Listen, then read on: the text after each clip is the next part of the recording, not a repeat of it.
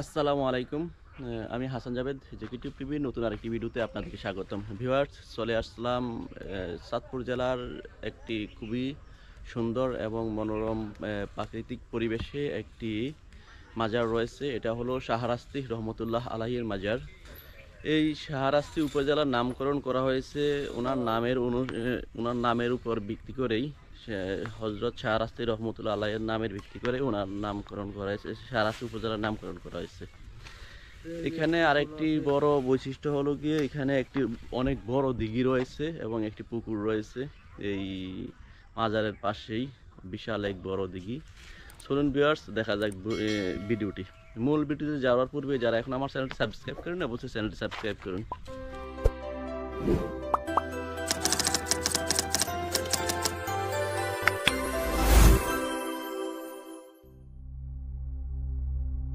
আমি এখন রয়েছি শাহরাস্তি রহমতুল্লাহ আলাইহির মাজারের সামনে।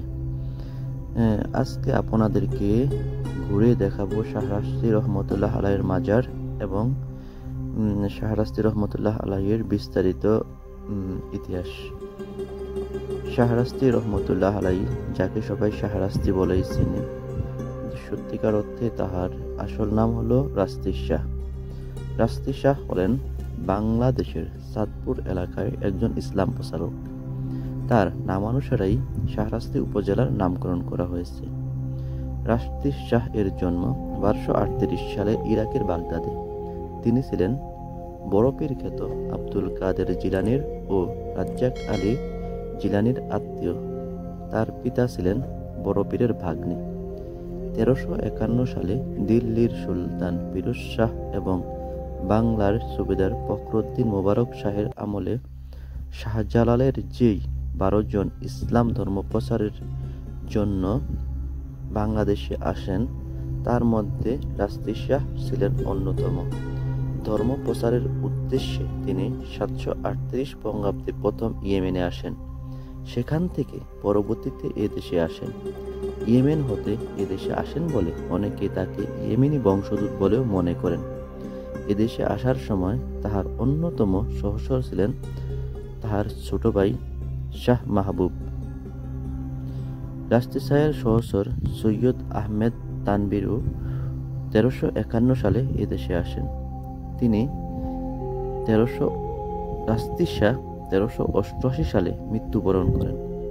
চাঁদপুর জেলার শাহরাস্তি উপজেলায় শ্রীপুর গ্রামে হজরত রাস্তি শাহ রহমতুল্লাহ আলাইহির মাজার অবস্থিত। আমার পিছনেই মূল মাজারটি এবং এই যে দেখুন লেখা আছে হজরত শাহরাস্তি রহমতুল্লাহ আলাইহি। শাহরাস্তি রহমতুল্লাহ আলাইহির মাজারের পাশেই রয়েছে অনেক বড় একটি দিঘি এবং একটি পুকুর। শাহরাস্তি রহমতুল্লাহ আলাইহির মাজার এবং দিঘিটি খুবই দর্শনীয় একটি স্থান, যেখানে প্রতিদিনই শত শত দর্শনার্থী ঘুরতে আসেন।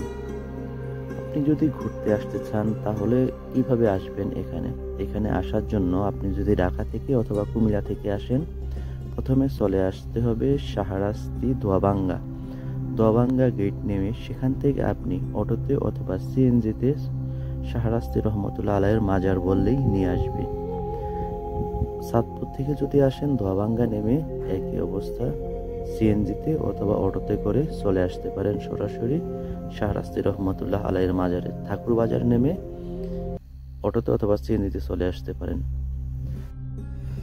সম্রাট ফিরোজ শাহ তুগলক এর আমলে মাজারের ব্যয় নির্বাহ করার জন্য সরকার 66 একর সম্পত্তি দান করেন, যা শ্রীপুরে তার বংশধরগণ বংশ পরম্পরায় দেখাশোনা করে আসছেন।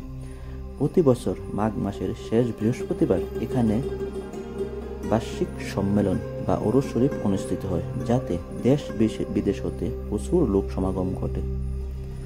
ভিউয়ার্স, যারা এখনো আমার চ্যানেলটি মাজার সংলগ্ন একটি অতি প্রাচীন 3 গম্বুজ মসজিদ রয়েছে।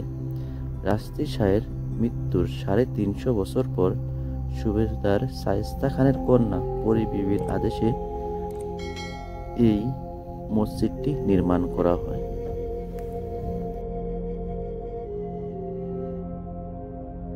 আমার নাম সৈয়দ জিলান মিয়া। ব্যবস্থাপনা কমিটি, মাজার কমিটির একজন মেম্বার। বাৎসরিক উরুস মাহফিলের আমি সভাপতি। প্রায় 850 বছর আগে যখন হিন্দু সম্প্রদায় বা মুসলমান বিরোধী সংগঠন ছিল, যেটুকু ছিল, তাদেরকে মুসলমানের তরিকায় আনার জন্য এবং বেদিনকে দিনে আনার জন্য হযরত পীর শাহরাস্তি বগদাদী রহমতুল্লাহ আমাদের এইখানে আসেন।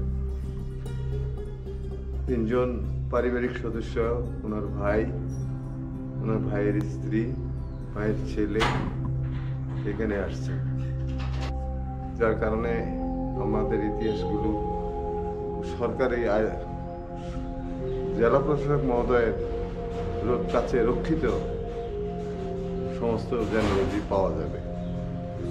বিশেষ করে বাংলাদেশের শাহরাস্তির জীবনী আরও জানতে পারবেন। কেউ যদি জানার ইচ্ছে থাকে বই সংগ্রহ করতে পারবেন।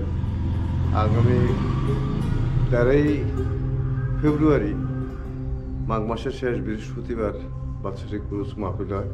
তখন ওনার জীবনীর বইগুলি আমরা বিতরণ করি বিনা পয়সা। গলি আল্লাহর বাংলাদেশ, শাহরাস্তির বাংলাদেশ, এই জিনিসগুলো আছে। হযরত পীর শাহরাস্তি হুজুর বিয়ে করেন না, বিয়ে করেছেন ওনার ভাই। আমরা চাই হযরত পীর শাহরাস্তি বগদাদী রহমতুল্লাহ আলাইহির যে কৃতকর্মগুলি আছে, পুরাদানা একটা কাঁঠাল গাছ আছে, এটার একটা ছোট্ট ইতিহাস আছে। উনি যেটা করে গেছেন, এদিনে এখানে হিন্দু সম্প্রদায় যারা নাকি মুসলমানদের উপর অত্যাচার করতেন, সেদেরকে প্রতিহত করেছেন, করে এখানে এক সময় উনি শেষ নিঃশ্বাস ত্যাগ করেন। এবং ওনার ভাই তখন জীবিত ছিল। ভাইয়ের মাধ্যমে আমরা ওনাকে সমাধিস্থ করি, আমাদের পুরুষরা করি। কোনো পাগলের জায়গা নাই, কোনো জটের জায়গা নাই, উৎসবটা আমরা উদযাপন করি।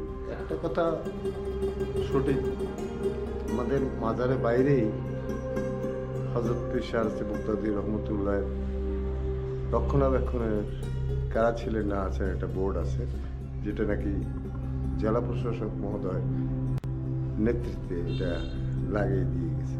এখানে টাকা পয়সা নেই না, টাকা পয়সা জন্য একটা কমিটি আছে, জেলা প্রশাসক মহোদয় সভাপতি, সদস্য সচিব হচ্ছে অ্যাকাউন্টস নির্বাহী কর্মকর্তা, উপজেলা নির্বাহী কর্মকর্তা, ক্যাশিয়ার হচ্ছেন উপজেলা হিসাব রক্ষণ কর্মকর্তা। এবং খুব সুষ্ঠুভাবে সুন্দরভাবে এটার অর্থগুলি উন্নয়ন কাজে ব্যয় হচ্ছে। 1 লক্ষের অধিক লোক উৎসবের সময় আসা যাওয়া করে। তবে ভক্তবৃন্দের প্রতি আমার একটাই কথা, আপনারা কুলির জীবনী জানবেন, কুলিরা কি করেছেন সেটা জানবেন, জেনে এটা করবো। মাজারের সাথে মাজার দিঘি আছে, হযরত পীর শাহরাস্তি দিঘি, ওনার নামের উপরে দিঘি, এবং সেটার ব্যবস্থাপনা আমরা আছি।